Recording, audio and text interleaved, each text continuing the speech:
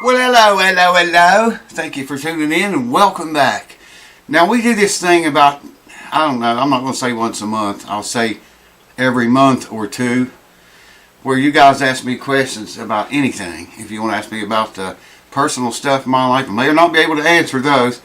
Or you can ask me about repair work, or if you're having guitar problems, you can ask me questions about that. I'll tell you, to the best of my knowledge and experience, how I would fix your problem. That's what this video is about. So I want to tell all the new subscribers, first of all, thank you for subscribing. Thank you old subscribers, and thank you patrons. The new subscribers may not know this. On the front page of this channel, okay, you got all these tabs. I'm trying to think what they are. I think there's a home tab and a video tab, videos, and a community tab, and a about tab, and I think it's some more. I can't remember what they are. But go there, click the community tab, and scroll down. You'll see ask your questions, or ask your questions here.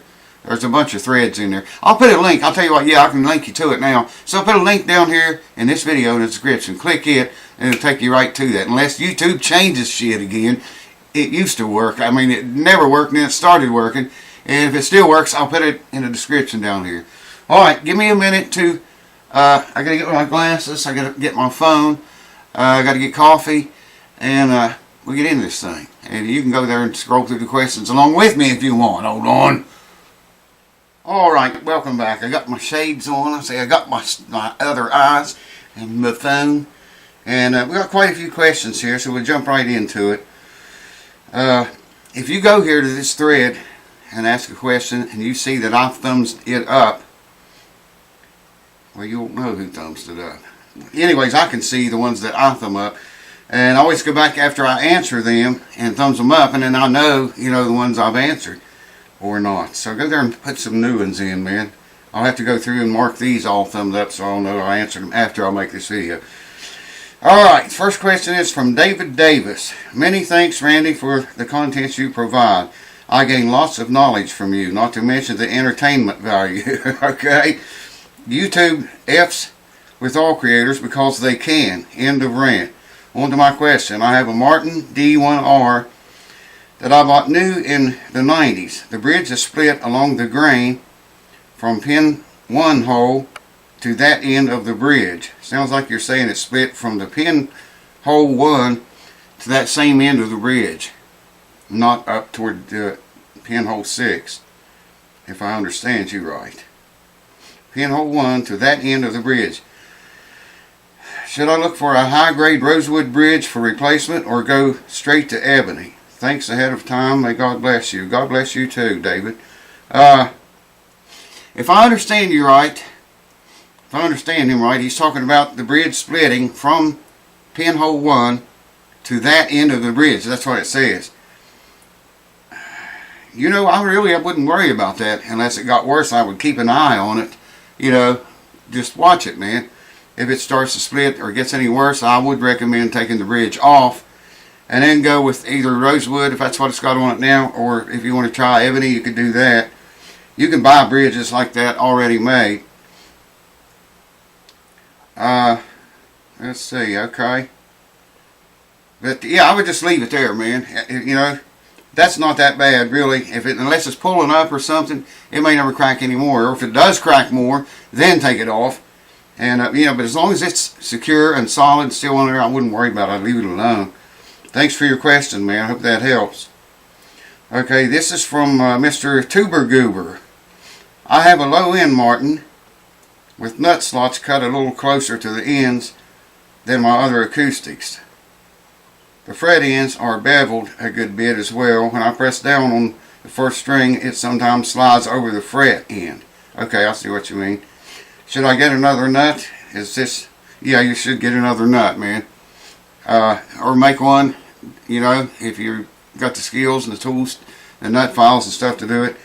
It's definitely, they're spaced out too wide, it sounds to me like. I've seen guitars like that. I fixed them that way before. Where the string, you know, if you just touch the string and pull it a little bit, you pull it clear off of the fretboard. I know what you're talking about. I would replace the nut in that. I wouldn't try fixing that one. Alright, this one is from the Milkman. Randy, I have a question. I can't find an experienced answer for yet, and I could really use the help. Second, I love your band song, Bluestone Mountain. If you listen very close to the beginning of that, you'll hear something that a lot of people don't even hear. My question, I have a classical guitar, laminated back and sides. The laminate is damaged before I came to own it. The laminate, it has cracks on both back and sides. Small hairline fractures peeling up or bubbling. The rosewood laminate, bubbling the rosewood laminate. I don't know if I've ever seen rosewood laminate or not. Are there any tips or tricks I can use to give repairing a shot? Lightly ironing, light heat, delicately pushing back down. Will I have to relaminate? Can I find any quick fixes? I assume any sanding or filing will show. Can I sand and refinish the bubbling laminate? Please let me know if I can provide any additional photos. Okay. Thanks again. Big fan. Thank you. I forgot your name. The Milkman. How could I forget that? So, if I'm understanding you right, it's a laminated guitar. A laminated guitar. And if I'm understanding you right, the laminations are coming apart, right? I would try to get wood glue in there. Specifically, Tight Bond. Original. I would try, if I'm understanding you right, I don't know any other way lamination could come apart unless the laminations came apart. So I would try to get wood glue back in there as far as I can, everywhere it's coming apart, and clamp that together. And you'll get some squeeze out probably. And, you know, that's all I can tell you, man, because, well, wait, there's a reply here. Let's see who the reply. The reply is the Milkman again. He says, I'm looking for all answers I can get. Either the full repair method or the less than perfect attempt at correcting or hiding or tricks. Wondering if you've had any experience with similar issues. Thanks again. I just lost my whole place, man. I'll try to find it while I'm talking. Okay. The only thing I can understand what he's saying is the laminations are coming apart. And he's talking about hairline crack somewhere too. Maybe you should email me pictures of that. If you can send me pictures of it, would help a great deal, man. A great deal. I could tell you a lot more. That's not a very good answer, but I'd have to see that, you know, to give you any better answer than that, because I don't know exactly what you're saying. The only thing I can tell is the laminations are coming unlaminated. So you just want to get wood back in between, you know, every one of them, and like I say, clamp the whole thing back together. I wouldn't use anything but wood glue on that, by the way. Make sure it's humidified too, proper humidification, 45 to 55% before you do anything to it. That's probably why it came apart. It wasn't humidified properly. Alright, from Chris Carlson. Hi Randy, I hate to bother you. That's what I'm here for, dude. Don't worry about that. I watched your video on helping your truss rod. Should I take the strings off to do that? Yes, you should, or at least loosen them very loose.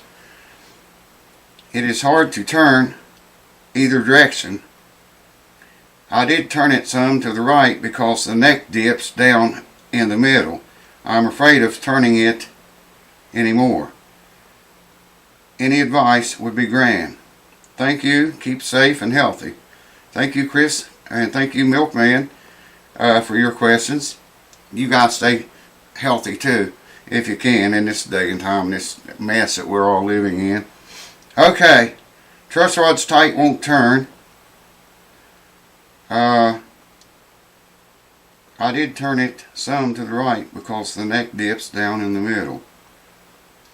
Put your drop of 3-in-1 oil down in there on the threads, if you can get them on the threads. The way some adjusting heads are made, it's almost impossible to do unless you can screw it completely off. And if it's a two-way rod, you're not going to be able to do that because you start loosening it like you're going to take it off, and it'll start, you know, putting pressure in the other direction because it's a two-way rod. If you can get oil on it though, put oil on it and start by loosening it. Just, you know, one movement loose. Put more oil on it, one movement tight, and just work it back and forth a little bit like that. And then it should be easier to turn. You said you watched my video on helping your truss rod. All you need to do that is 2 blocks and a bigger board that's bigger than your neck is, so the board won't bend and your neck will. And the video shows you how to clamp it up, force back bow into that neck, and that truss rod will become really easy to turn. Don't break the neck by forcing too much into it, you know what I mean? But you can put a clamp right in the center of the neck, and you can force back bow in it with those 2 blocks on each, 1 block on each end. And by forcing that in there, the back bow will make your truss rod way easier to turn. It should, unless the truss rod threads are messed up or damaged or something. I hope that helps. Thanks for your question. Alright, soup bone. Soup bone told me not to pronounce the P on it, so it's going to say soup bone. Hi Randy, I steamed the neck off my Harmony Cremona, I guess how you say that, archtop guitar. It left some white cloudy areas on the finish. Do you know how I can fix the finish? Love your videos, they are helpful. Dan. Thank you, Dan, Soup Bone. Thank you for watching, thank you for the question. What happened there, that steam has worked its way under the finish. It can do that, and it's heated the finish too and causes clouds in the finish, clouding. Now that sometimes will go away by itself over a long period of time, usually not, and the only fix to it is to sand it out. And you know, you got to be really careful there doing that too, because you may have to sand clear down the bare wood to get rid of that and then refinish, touch that area up.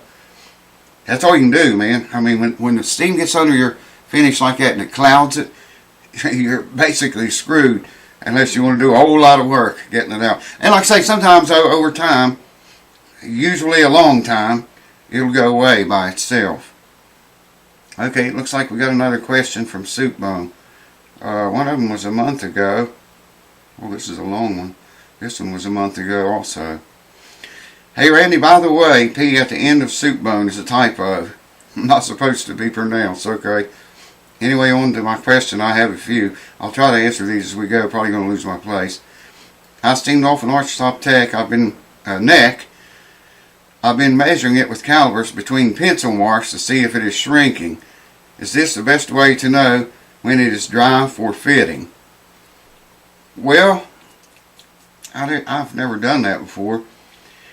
Usually, when you steam a neck off, when I steam one off, I just set it aside, and I like to leave it for a week, 2 weeks, 3 weeks even, until I'm sure that it's, you know, the moisture content of that wood has come back down to 45 to 55%. Now you can take the neck and put it, stuff it in a garbage bag, and put one of these, it's just a hygrometer, put that in the garbage bag with it, leave it about 24 to 36 hours, and if it's 45 to 55%, put that neck on, man, it's ready to go. Alright. Also, I glued popsicle sticks from the Dollar Tree to use as shims. I glued them to the tenon. Is this wood good for the job? I know they're probably too thick and will take a lot of chiseling. It's hard to tell what kind of wood that is, man, popsicle sticks. I would never recommend that. It may not even be real wood, you know. I mean, that could be anything. I've never even thought about that before. What kind of, they look like wood, but what kind of wood do they put in popsicle sticks? I don't know, man. But I do know I would never use that. I wouldn't recommend that at all. Try to get the same kind of wood the tenon is made of. And that's your best bet every time. Alright, he goes on to say, I know that you use Titebond wood glue. I have Harbor Freight brand that I was going to use when I clamp the neck. Will this be good for the job? Why do you like Titebond? It might be good for the job, the Harbor Freight glue. I'll use Titebond only, nothing else, man. Well, I use CA glue for some things, but for gluing the neck on, that's all I would use is Titebond. The reason I like it is because it's dependable, it's wood glue, It can be heated and taken loose if you ever have to take the neck back off of that guitar. If something goes wrong and you got to take the neck back off of it, you can heat that Titebond glue in there and take it loose and pull the neck right back off. I don't know if the Harbor Freight will do that. I had one here not long ago that was glued on. Somebody glued it on with epoxy, and I almost told the guy I wasn't going to take the job. I'm not going to take any more of them that's glued with epoxy. I've turned a whole bunch of neck resets down, several Yamaha guitars, nice ones, and they were glued together with epoxy. That stuff is a nightmare, man, to get loose, to get the neck out. Alright, he goes on to say, okay, last question. I couldn't find any videos of you clamping a neck on a notch top. What clamps do I need? I have seen a clamp set up running lengthwise from the heel of the neck to the strap button end. Do I need to do this? You should do that too, yes. Same clamps. If you watch my videos, any of my neck reset videos, you can use those very same clamps on an arch top. And I have a belt clamp that I wrap completely around the body, like you're talking about, from the heel clear around the sides and the back where the strap button is, and you know, completely around the guitar body. That squeezes the heel down in tighter. Of course, if you got a joint that fits right, the farther you shove that neck down in, the tenon down into it, the tighter it pulls the heel in too. If it's, you know, if it's cut out right. Okay, I think that was, what was that? Was that soup bone? Oh wow, this damn phone, man, it just goes off. I think that was all. Yeah, okay. Alright, let me scroll up. This is horrible, man. Every time that I click like where somebody replied, then I go back to the questions and they're all out of sorts.